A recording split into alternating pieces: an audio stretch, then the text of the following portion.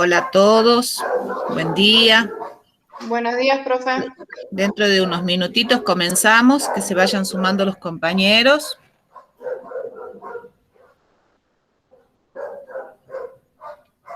Buen día, ¿qué tal? Buen día, Román. Lo que sí quisiera que los que van entrando en el chat que está aquí arriba,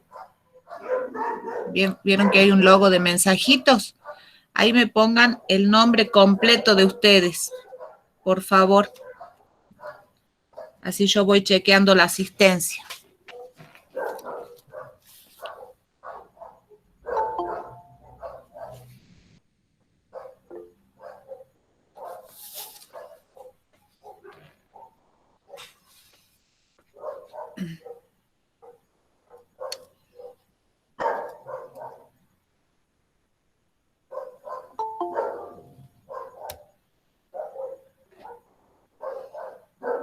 Muchas gracias.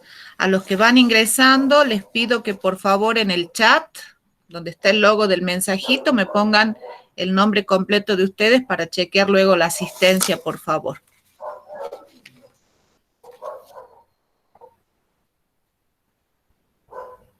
Bueno, son las 9, se van sumando los compañeros. Acá no podemos esperar mucho tiempo por el tema de el uso de datos, que en muchos casos están usando datos para tener la clase. Así que vamos a comenzar. Yo mientras voy admitiendo a aquellos alumnos que no entran con el correo electrónico de la universidad. Si ustedes entran con el correo institucional, van a ver que entran directamente a la clase. Ahora, si entran por otro correo, yo tengo que ir admitiéndolos, así que por ahí me voy a interrumpir un poquito, unos segundos, en lo que admito a algunos compañeros. Bueno, vamos a comenzar, chicos.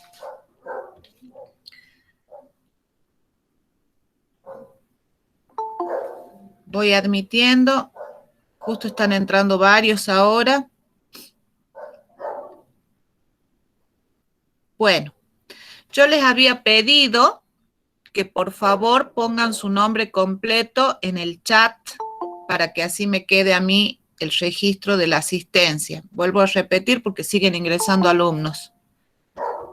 O bien lo voy a decir al final de la clase, cosa que aquel que no lo haya hecho pueda sumarse. Les decía que vamos a comenzar ahora la clase de la materia Psicología Educacional. ¿Sí? A ver. Bien. Bueno, buenos días a todos. Los aprovecho para saludarlos y darles la bienvenida a esta materia que es Psicología Educacional y del Aprendizaje. Esta materia es de cursado anual.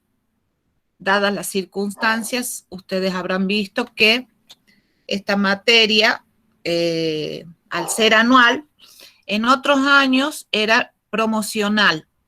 Pero este año y el año pasado hemos decidido con la jefa de trabajos prácticos, que hoy no se encuentra, que es la profesora Eleonora Britán, hemos decidido que iba a ser regular dadas las circunstancias. Es imposible tener una materia promocional en la que ustedes no pueden participar abiertamente o activamente, en la que no pueden entregar 5 trabajos prácticos y 5 parciales con recuperatorio de coloquio, con coloquio final. Se hace muy difícil en este ámbito de la virtualidad. Entonces hemos decidido que la materia sea regular.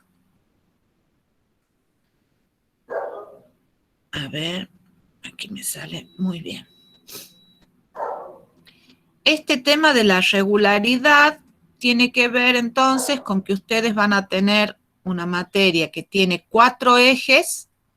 Dentro de los 4 ejes tenemos el primer eje que vamos a comenzar hoy, que tiene que ver con la historia de la psicología educacional. Es un poco tedioso, yo lo conozco, conozco el rechazo de muchos alumnos a este tema porque tiene que ver un poquito la historia.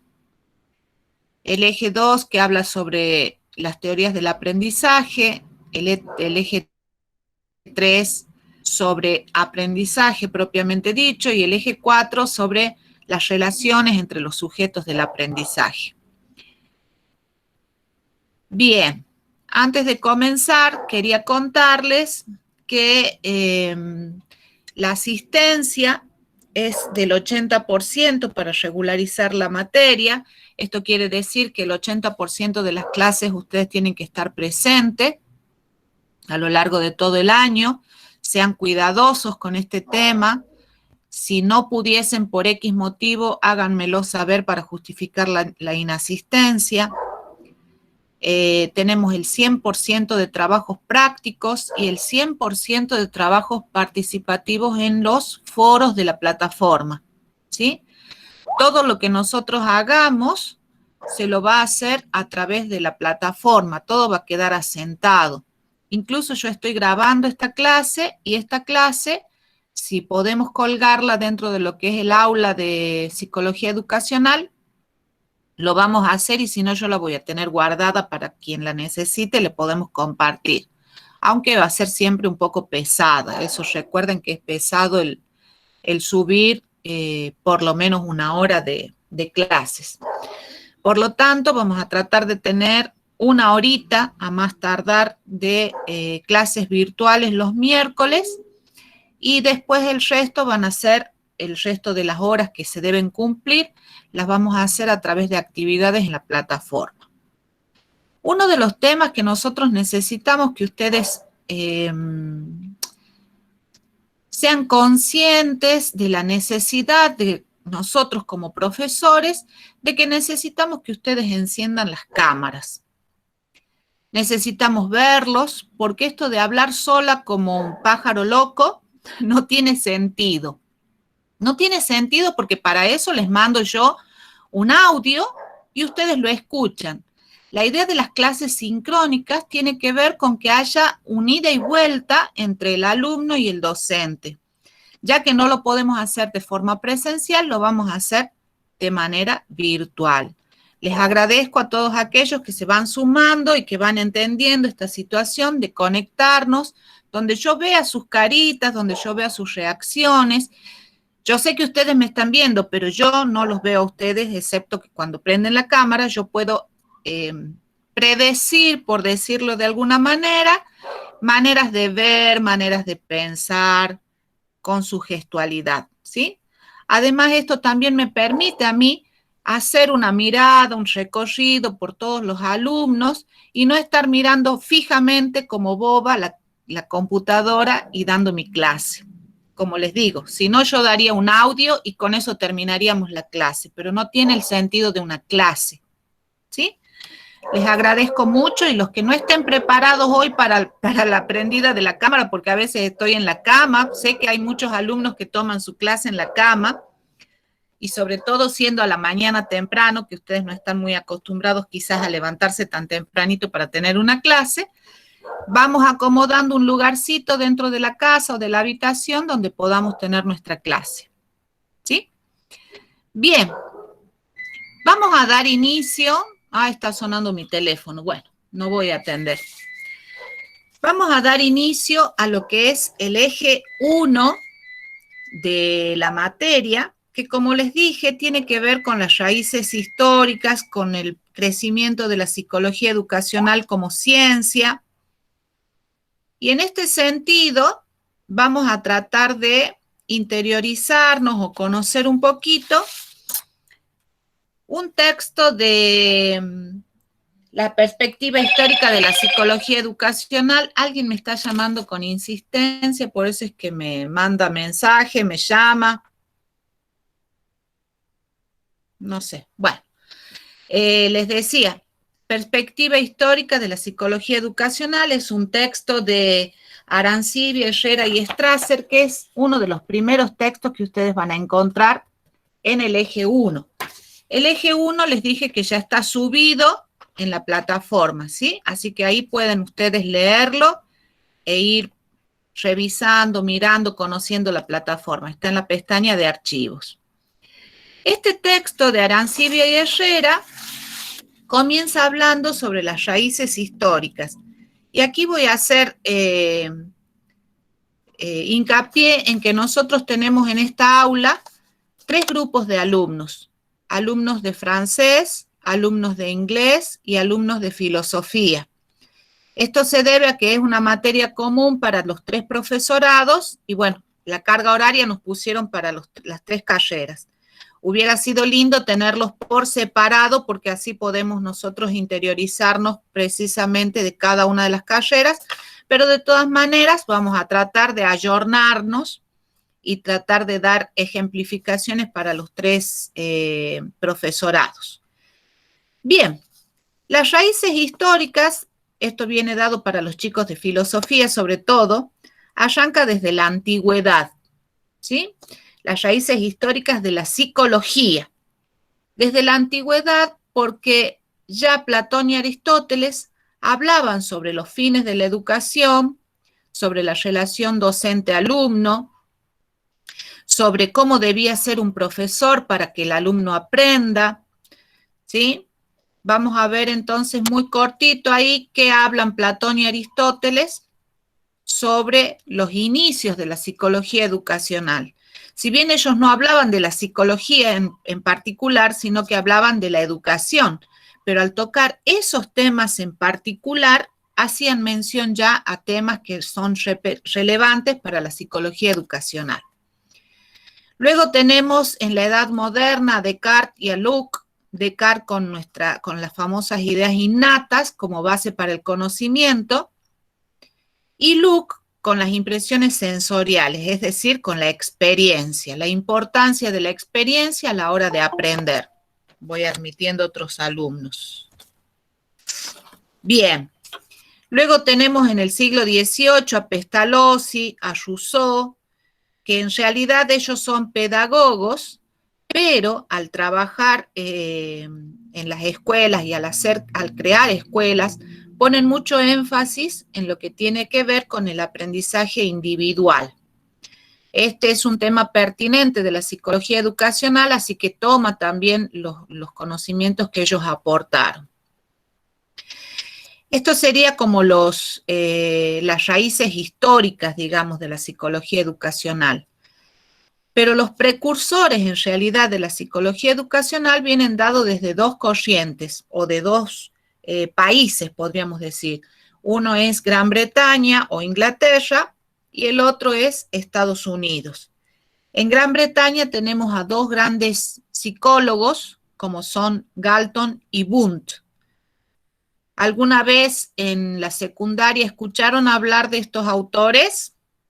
¿O tuvieron psicología en la secundaria como para no estar tan perdidos? No, la verdad que no, en mi caso solo me suena Pestalozzi y Rousseau de pedagogía, Claro, algo de algunas ideas vagas, digamos, de Platón y Aristóteles, pero los demás no. bien, Román, gracias. ¿Algún alumno tuvo psicología? No le voy a hacer preguntas sobre Yo, profe, psicología, le tuve estoy mitad preguntando. de año de psicología, pero los últimos 2 autores no los vimos. Ajá, bueno, vamos a ir conociéndolos. Seguramente como para ustedes es una materia nueva, totalmente nuevo el conocimiento, les va a resultar un poquito pesado, pero para eso estamos los profes, para acompañarlos, para ayudarlos cuando tengan dudas, hacen consultas, ¿sí? Bien, Galton, en Inglaterra, es conocido por los test psicológicos de inteligencia. ¿Qué quiere decir esto? Que él promueve una serie de test que medían la inteligencia. ¿Y para qué se medía la inteligencia en ese periodo? Para saber si había retraso mental.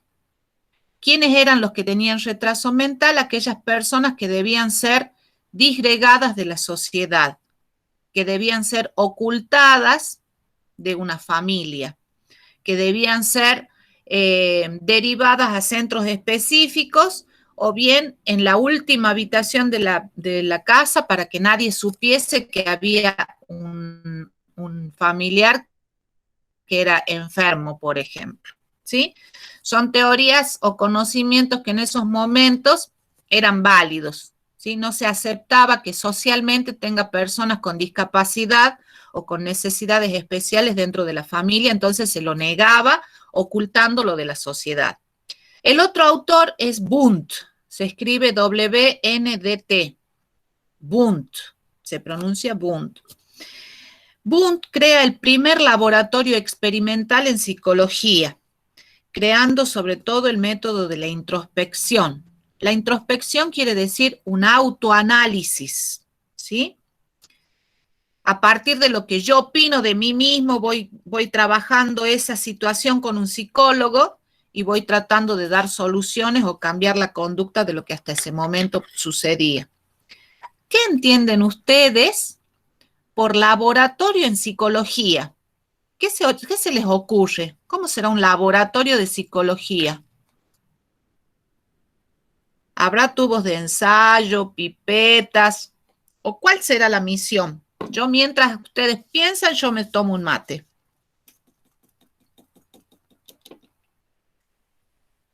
¿Cómo será un laboratorio de psicología? Yo me imagino un ambiente más preparado para por ahí tener, digamos, una conversación puede ser, o sea, para generar ese ambiente quizás de confianza, digamos, para charlar más que todo, porque, o sea, si pienso en tubos de ensayo, pienso en otras ramas de la ciencia y no en psicología. Así es.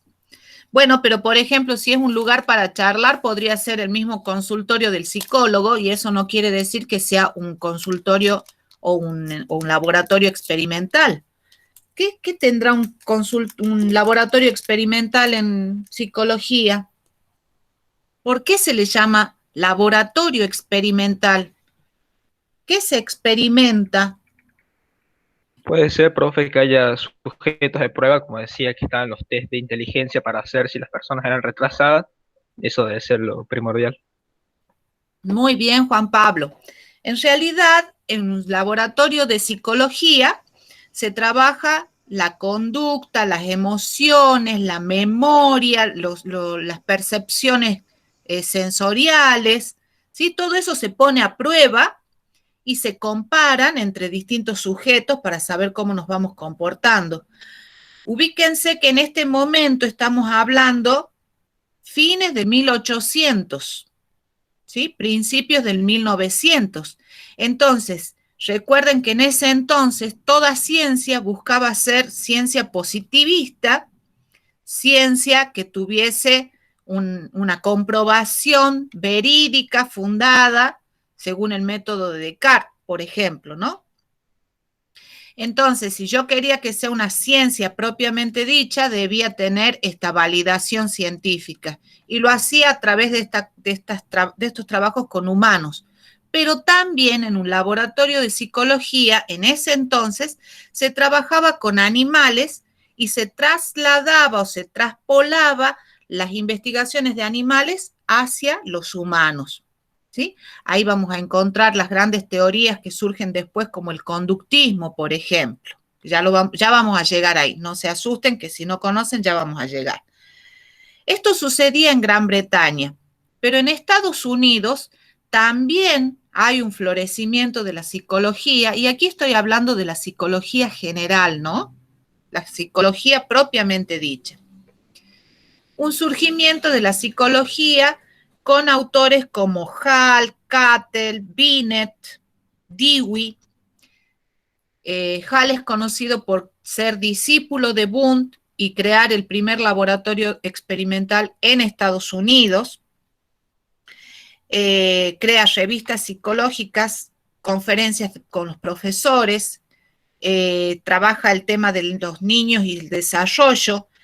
Era muy importante para Hall decir la importancia que tienen los profesores a la hora del aprendizaje. Hasta ese momento se hablaba siempre de cómo aprendía el niño, y si el niño era el que tenía el problema, el niño era el que era responsable de ese aprendizaje. Acá Hall pone ahí admito otro alumno, Hall pone en juego que para que se produzca un buen aprendizaje no solo era la responsabilidad del niño, sino la responsabilidad del docente con una buena enseñanza, ¿sí?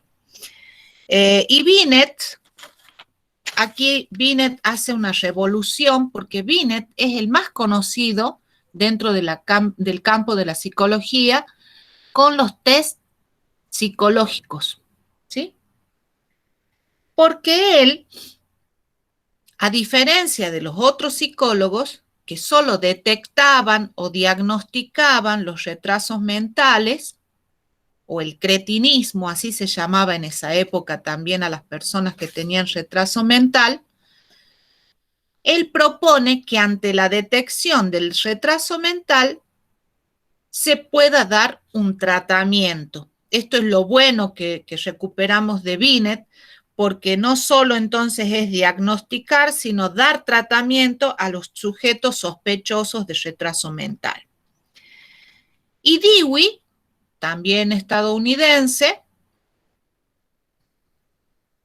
va a proponer que la psicología educacional sea un puente entre ambas ciencias. ¿Entre qué ciencias creen ustedes que sería el puente de la psicología educacional?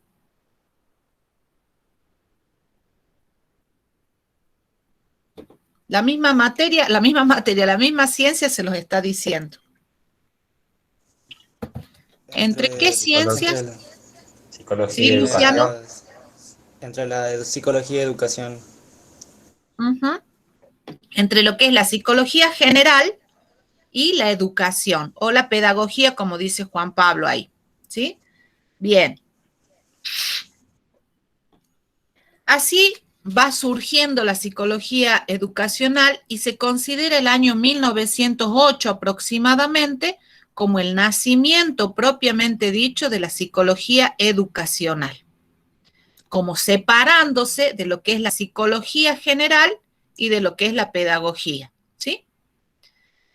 Y ahí aparecen dos autores que son considerados los padres de la educación. Yo les voy a escribir acá el nombre de uno de ellos, porque es difícil de pronunciar, que es Thorndike. ¿Sí? Thorndike. Y el otro autor es Judd. Bien. Thorndike es conocido como el padre de la psicología educacional porque, o como el primer psicólogo educacional, porque escribe un libro que se llama Elementos de Psicología, que contiene en sus experiencias sobre el aprendizaje. ¿Sí? En este libro habla sobre la psicología educacional y expone los resultados de sus investigaciones. Entre esos resultados de sus investigaciones tenemos en cuenta el papel del medio ambiente y la herencia genética. Fíjense ustedes la importancia que tiene el medio ambiente, porque en muchos casos el medio ambiente determina cómo aprendemos, ¿sí? Justamente esta situación de pandemia, que tiene que ver con el ambiente, con el contexto que estamos viviendo, ha determinado en muchos alumnos la manera de aprender. Muchos alumnos que no estaban acostumbrados a esto de prender la cámara, de vernos en la cara. Ustedes están transitando las primeras juventud después de la adolescencia, bien digo, y todavía tienen resabios propios de lo que son los adolescentes, esto de tener un poco de, ¿cómo podría decir? No me sale la palabra que quiero decir. Un poco de recelo a las redes sociales, a mostrarse como uno es, ¿sí? Entonces, esto tiene que ver con el ambiente, porque a veces si mi casa no está preparada para que se vea la cámara, si yo no estoy en un ambiente cómodo y propicio, a mí me ha pasado que el año pasado alguna clase he tenido que suspender y darla en otro horario, preguntándole a los alumnos obviamente, porque tengo una sola computadora y teníamos clase mi hijo y yo al mismo tiempo. Entonces yo estaba con el celular hasta que él desocupaba la computadora o viceversa, ¿no? Y en muchos casos me ha pasado, la semana pasada, gracias a Dios, no tuvimos clases, porque no tenía internet. Y las otras clases, reuniones y demás que he tenido, iba cargando datos y te los comen sobre todo cuando son clases de Meet, ¿no?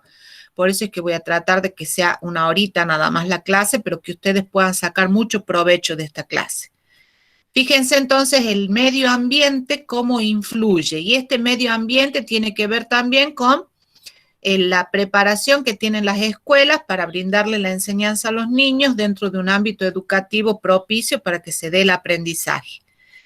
Otro de los temas que tuvo en cuenta Thorndike es el aprendizaje en sí y las leyes que regulan ese aprendizaje. Esto lo vamos a ver nosotros propiamente dicho cuando veamos el eje 2, las teorías del aprendizaje, ¿sí? Y por último, tenemos el estudio de las diferencias individuales. Esto de las diferencias individuales es la primera vez que Thorndike o que un psicólogo toma en cuenta que para aprender hay diferencias entre los alumnos. Hasta ese momento se consideraba que los alumnos dentro de una escuela, recuerden que está muy fuerte el positivismo en esta época, 1908, se suponía que los alumnos aprendían todos de la misma manera. La enseñanza era homogénea para todos y todos debían aprender de la misma manera. Aquel alumno que no llegaba a los estándares era descartado de la escuela. ¿Sí? Era meritocrática la escuela. De esta manera, Thorndike también propone que la psicología educacional debía ser un puente entre la psicología y la educación. ¿Sí?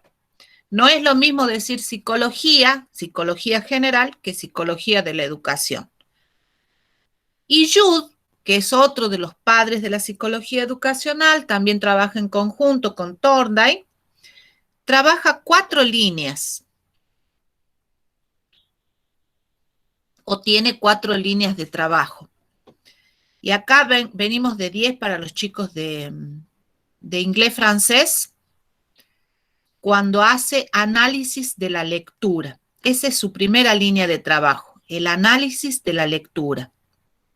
¿Por qué creen que la lectura es tan importante en el aprendizaje?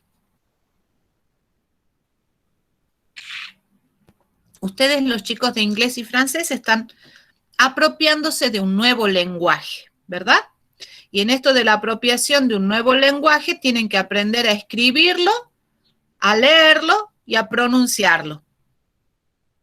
Cosa que no sucede con el lenguaje castellano o español, porque ustedes lo mamaron desde sus primeros pasos. ¿Por qué entonces la lectura es tan importante? ¿Por qué la lectura hay que investigar sobre ella? ¿Qué les parece? ¿La lectura se aprende a leer solos? No, dice Luciano. ¿Por qué Luciano dice que no? Eugenia también dice que no. Porque yo considero que la lectura, o sea, aprender a leer requiere de una guía.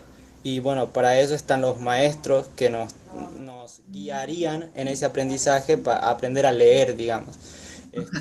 Para nosotros, para poder aprender algo, primero tenemos que aprender a hacerlo. Y en este caso, aprender un idioma, aprender a leer un idioma, para eso primero necesitamos de alguien que nos enseñe a leer ese idioma. Bueno, para poder adquirirlo, etcétera. Sí. Bien, Luciano.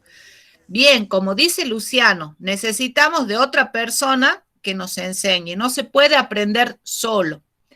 Si bien hoy en día podemos decir que muchos niños, bueno, toda la vida sucedió, muchos niños aprenden solitos a desglosar lo que es el significado de del abecedario, pero no así el tema de la comprensión lectora, ¿sí? Eso tiene que ver con otra apropiación de conocimientos, pero el tema de la lectura es muy importante porque la lectura requiere de una abstracción particular en el aprendizaje de un lenguaje, ¿sí?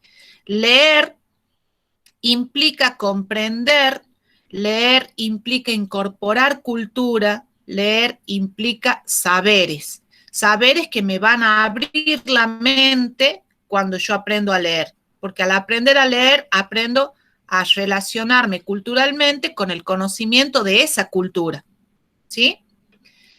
Y además, porque los niños pequeños, cuando aprenden a leer, tienen que incorporar lo que para nosotros hoy en día ya es común leer de corridos, para ellos, hasta los 8 o 9 años, se puede esperar que tarden en incorporar el lenguaje de la lectura, ¿sí?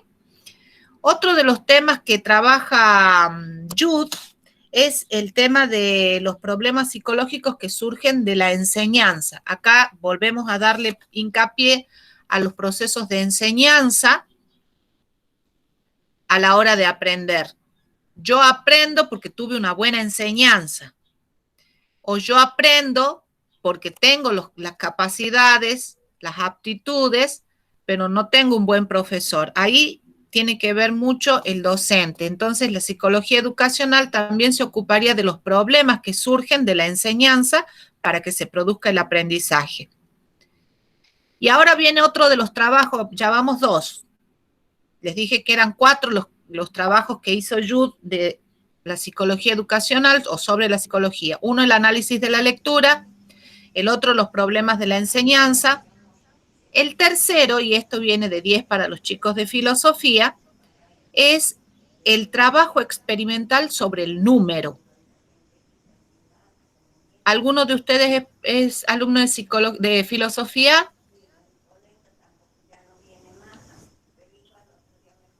¿Ninguno es de filosofía hoy? Bueno, el número, a ver, Juan Pablo, ¿qué le parece? ¿Por qué será el número un tema a trabajar de la psicología educacional? ¿Qué tendrá el número que requiere que se trabaje sobre él? ¿A qué se hará referencia?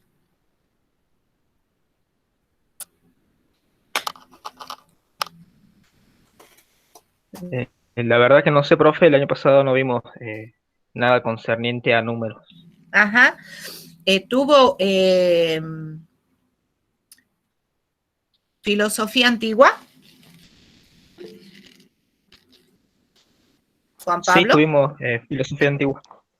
Bueno, y debe haber visto que en los primeros, en los precursores, en los presocráticos, se trabajaba mucho los orígenes de las cosas, y en los orígenes veíamos que para algunos autores el número era uno de los orígenes o trabajó los números. Pitágoras es uno de ellos.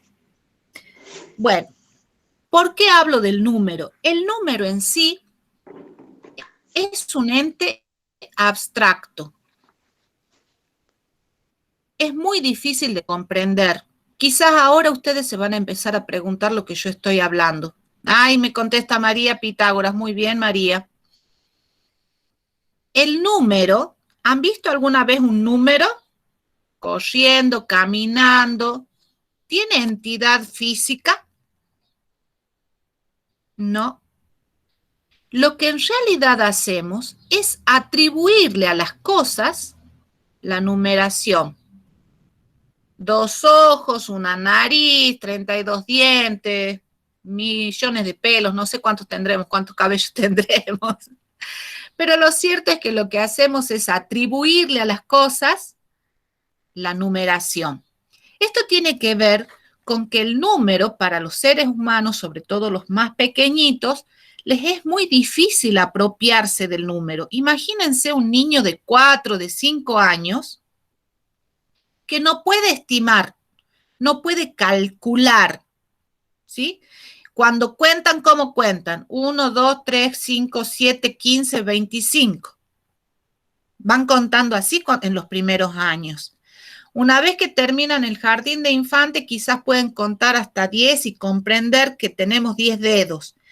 Y para ellos es muy importante el contar con los deditos, con tapitas, todo lo que sea material concreto, aquello que puedan ver, pero no pueden imaginarse una cantidad muy alta, como por ejemplo decir 1.000.000.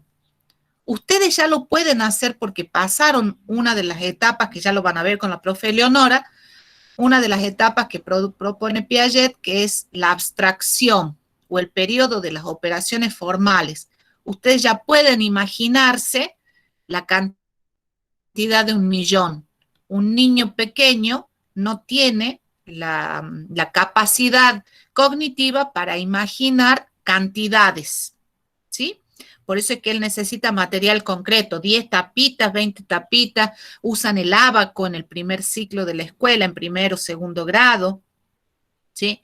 Entonces, el estudio del número es muy importante para comprender cómo se produce el aprendizaje a nivel cognitivo, cómo nos apropiamos del número, ¿sí?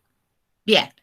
Y el cuarto tema o trabajo que hace Judd tiene que ver con la psicología social, quien consideraba que la psicología social era la plataforma para la educación.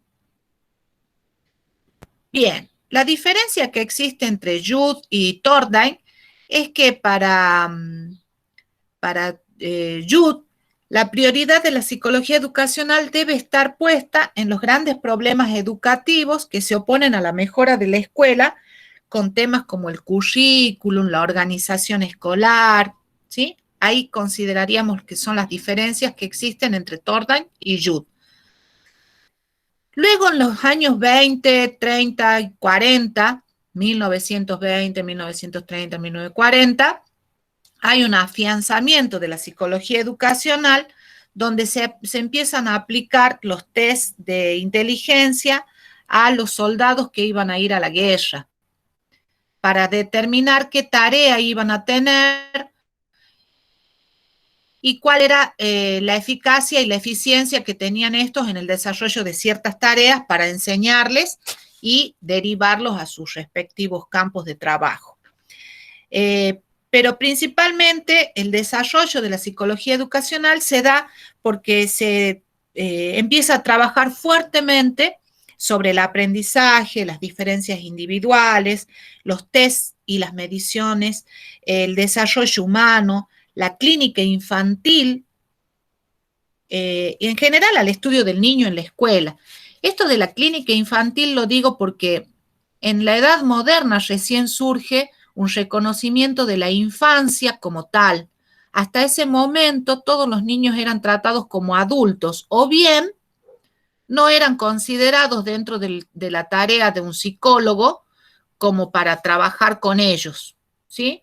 Se trabajaba con adultos y no se tenía en cuenta el crecimiento o el desarrollo infantil como producto, digamos, de la cultura o como producto el día de mañana cuando sean adultos de que lo que nos pasa en la infancia puede repercutir en la adultez, ¿sí? Entonces, en ese periodo se trabaja fuertemente esos temas.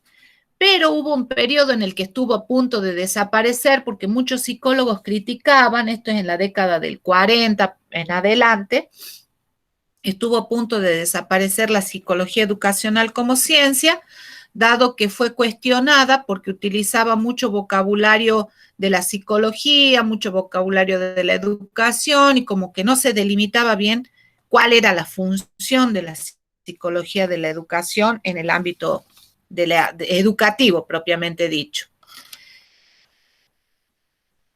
Por lo tanto, recién se puede considerar a la década del 80 como un resurgimiento de la psicología educacional, donde tenemos autores como Piaget, Ausubel, que empiezan a darle importancia a la psicología educacional en el campo de la educación, ¿sí? Bien, la psicología educacional enfrenta tres grandes problemas, dado todo lo que vinimos viendo. Estos tres grandes problemas son la identidad, el estatus científico y el contenido. Ya vamos a ir terminando, no se preocupen. La identidad, el estatus científico y el contenido. ¿Qué quiere decir esto? En realidad, la identidad tiene que ver con que hay una dificultad para delimitar claramente sus límites, valga la redundancia, como disciplina autónoma. Hay grandes expectativas sobre la psicología educacional porque se le exige que investigue científicamente todo lo relacionado con el quehacer educativo, debiendo ofrecer respuestas a todos los problemas educativos, generando que se desdibujen sus límites. Pero en realidad la psicología educacional no va a dar respuestas a todos los problemas educativos porque no se centra en todas las problemáticas de la educación, sino que se centra básicamente en el aprendizaje propiamente dicho. ¿Sí? Ya vamos a llegar ahí. Y acá podemos correlacionar el contenido. Entonces, si tengo dificultades para identificarla como una ciencia propiamente dicho, aparece el tema del contenido. El contenido, hay una gran discusión respecto a esta temática para abordar, porque el contenido que trabaja la psicología educacional tiene mucho de la psicología y tiene mucho de la educación, ¿sí? La idea es que el tema central de la psicología educacional debe ser entendido como el aprendizaje, las diferencias individuales, las aptitudes, y fíjense que digo aptitudes con P, no digo actitudes. ¿Cuál será la diferencia entre aptitudes y actitudes? ¿Qué les parece? ¿Habrá diferencia o es la misma cosa? Tener La aptitud. aptitud, Sí, Román. sí, creo que es la capacidad para hacer algo cuando hablamos de una aptitud. Ajá. ¿Y la actitud? Y de una determinada conducta que uno tiene en una determinada situación. Ajá. ¿Y yo puedo tener actitud y no aptitud? Y que te diría que sí. Siempre se habla en el fútbol que se puede tener muchas ganas, ponerle mucha garra, ponerle mucha actitud, pero no tener aptitudes. Las aptitudes son innatas, ¿sí? Y las actitudes se incorporan, ¿sí? Las actitudes son acciones que yo realizo, que voy aprendiendo y puedo cambiar la conducta. En cambio, las aptitudes son innatas. Yo nazco con determinadas características o inclinaciones a poder hacer algo. ¿Se entiende, verdad? ¿Sí? Bien. Entonces les decía que en el contenido, uno de los temas que se trabajan, que trabaja la psicología educacional, son las aptitudes, las diferencias individuales, el aprendizaje, los problemas de enseñanza, ¿sí? Y el desarrollo humano. Bien. Y el otro problema al que enfrenta la psicología educacional es el estatus científico. Entonces, si yo no la puedo identificar como ciencia, muchos psicólogos la critican. Si no le puedo dar un contenido específico, por lo tanto, no podré darle un estatus científico. ¿Qué quiere decir esto de estatus científico? En psicología, la psicología educacional es una ciencia aplicada o no. ¿Saben lo que es una ciencia aplicada?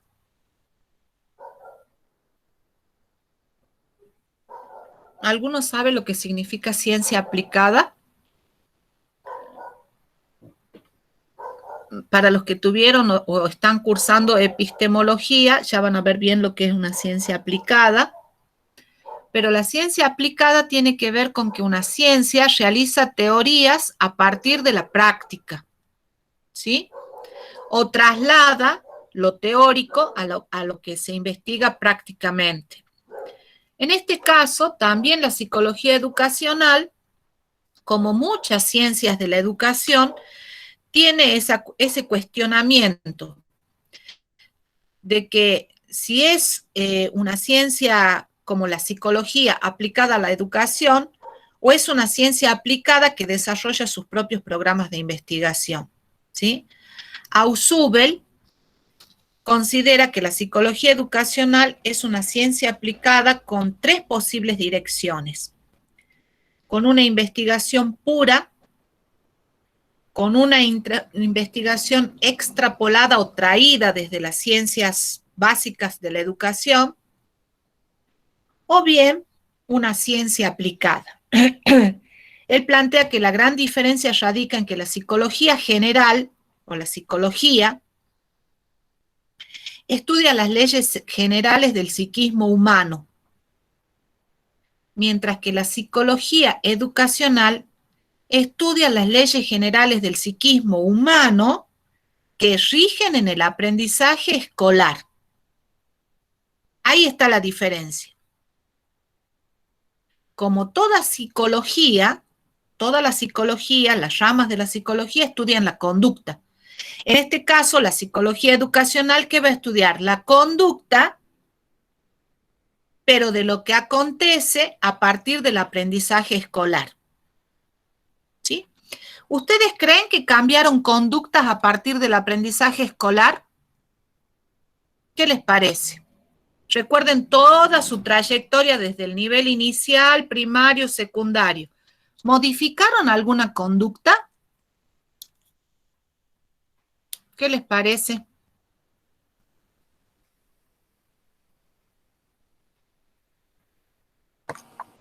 Buen día, profe. Valentina, a ver. Ah, no, abandonó la reunión. ¿Sí? ¿Quién me hablaba? Disculpe. Disculpe, profe. Benja. Yo creo que sí logramos tener diferentes cambios.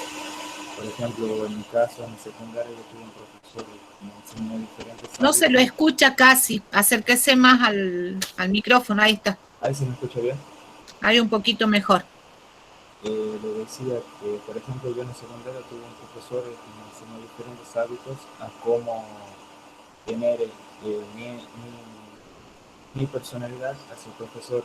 Por ejemplo, la manera de sentarse, cómo expresarse, son cosas que uno aprende y que luego cuando ve a alguien más que las hace, o sea, que no las cumple, como que dice, ¿por qué no las hace? Y yo sí. O sea, si a mí me inculcaron, ¿por qué no las aprendo, no las sabe? Y queda mal. O sea, por ejemplo, yo lo vi los primeros días porque íbamos a la universidad y veía chicos que estaban sentados así nomás, estaban tirados en la silla y yo decía, ¿por qué ellos así? Y yo aprendí, ¿por qué ellos no pueden, no tienen esa capacidad o alguien que les enseñe? No sé si me explico. Bueno, Benjamín, va por ahí la cosa. Pero no solo comportamiento externo, comportamiento que yo puedo ver. Por ejemplo, en el nivel inicial nos enseñan a sentarnos, a respetar turnos, a lavarnos los dientes, a lavarnos las manos, ¿sí? Ahí vamos modificando ciertas conductas. A lo largo de la educación primaria y secundaria nos encontramos con profesores que nos enseñan también maneras de comportarnos de acuerdo a diferentes casos que se nos presentan en la vida, ¿verdad? No hablo de la misma manera con un profesor que con un compañero y que con un amigo. Ahí estoy utilizando, o porque incorporé ese conocimiento de cómo comunicarme con diferentes personas.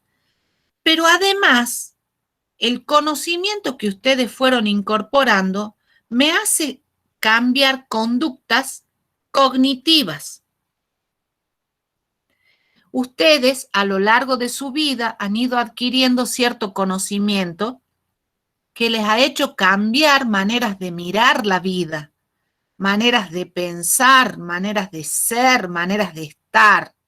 Al decir de Durkheim, la escuela no solo transmite conocimiento socialmente válido, sino también maneras de ver, de ser, de estar, de pensar. Esto quiere decir que en la transmisión cultural que recibimos de la escuela, aprendemos y modificamos nuestras conductas, ¿sí? No solo aquellas conductas que son válidas visiblemente, sino aquellas conductas que no se ven, que tienen que ver con ideologías, con maneras de pensar, ¿sí? Bien, vamos a cerrar la clase con esto. La psicología educacional tiene como objeto de estudio, o sea, como ciencia, estudia un objeto. ¿Cuál es el objeto que estudia la psicología educacional? Y presten atención acá. Los cambios comportamentales inducidos por procesos de enseñanza y de aprendizaje. Esto lo dice César Coll. Repito, los cambios comportamentales producidos por situaciones de enseñanza y de aprendizaje, o por procesos de enseñanza y de aprendizaje. Bien, con esto vamos a cerrar la clase de hoy, para no cansarlos con tanta historia. Y les voy a mostrar, a ver, les voy a decir cómo vamos a trabajar la semana que viene. Tienen abierto en la plataforma un foro. Profe, Ese foro es sobre el texto de César Coll, que son 2 hojitas nada más, que trabaja el objeto de estudio de la psicología educacional. Entren a la plataforma, hagan clic en foro, que la profe Eleonora ya les va a pasar. Ya les voy a pasar el link de la plataforma de nuevo. Ya les había pasado, pero bueno, les paso de nuevo. Y les voy a pasar también, la profe Eleonora les va a pasar un tutorial de cómo trabajar en foros para que no tengan dudas. Ese foro va a cerrar el 7 de abril a las 12 horas. Los foros son obligatorios. Aquel que no haya participado en el foro se le da como ausente en el foro, porque se cierra y no se abre más. ¿Entendido? Todo lo voy a pasar por el grupo de WhatsApp, no se preocupen. Me están pidiendo ahí el enlace para ingresar al aula. ¿Qué más me han pedido? Nada más, ¿no? Bueno, el 7 cierra. El día 14, y ahí vamos a trabajar las teorías de desarrollo que va a trabajar la profe Eleonora.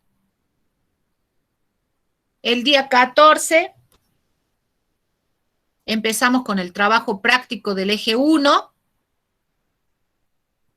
El 21 no van a tener clases, porque les vamos a dar tiempo para que hagan la lectura y el análisis de ese trabajo práctico. Y nos vamos a encontrar de nuevo el 28. No se preocupen, que estas son fechas que nosotros tenemos para organizarnos, ¿sí? Pero lo cierto es que ustedes tienen que entrar al foro a partir de hoy, después de haber leído el texto de César Coll, que son 2 hojitas, hasta el miércoles 7 a las 12 horas. Ahí va a cerrar, ¿sí? ¿Alguna consulta, alguna duda? Recuerden de ponerme en el chat el nombre de cada uno de ustedes, los que no lo hayan hecho, para tomarles asistencia, por favor. Yo después entro al chat y ahí voy a tomar asistencia de todos los que estuvieron presentes. Que eso lo dije cuando iniciamos la clase y ahora los vuelvo a repetir por si hay alguno que no se haya inscrito. ¿Sí? Bien. ¿Alguna duda, chicos? No. Bueno, esta clase yo la tengo grabada, así que les voy a subir a la plataforma. Siempre todo lo que trabajamos, todo lo que hacemos va a quedar asentado en la plataforma. Incluso el trabajo práctico también va a ir a la plataforma. Nada de correo ni nada. Todo vamos a subir y vamos a ir grabando en la plataforma, ¿sí?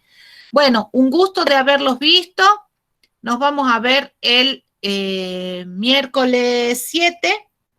Ahí la van a conocer a la profe Eleonora. Y les deseo un buen fin de semana largo. Disfruten. Nos vemos, chicos. Quedo Gracias, un minutito profe. para que se sigan sumando los alumnos que van a ir poniendo sus nombres. Espero que les haya gustado la clase. Un beso grande. Chao, chao. Chao, profe, muchas gracias. Muchas gracias. Adiós, profe, buenos días. Chao, Valentina.